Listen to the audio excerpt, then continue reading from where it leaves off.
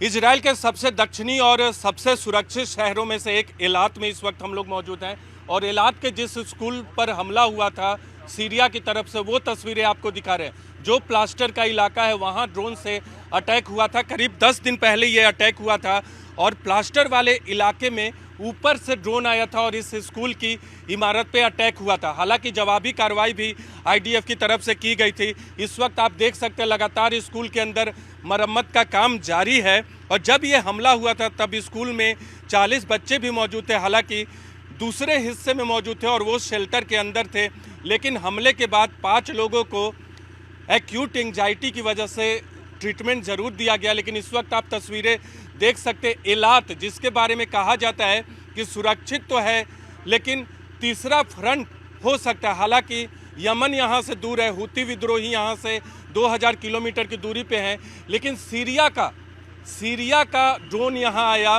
500 से ज़्यादा किलोमीटर की सीमा तय करके आसमान में वो यहाँ आया और अटैक कर गया।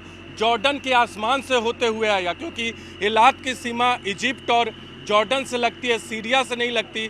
लेकिन सीरिया के दूसरे कोने से जॉर्डन होते हुए आकर ड्रोन ने यहाँ अटैक किया और जो हालत है वो तस्वीरें हम आपको दिखा रहे हैं।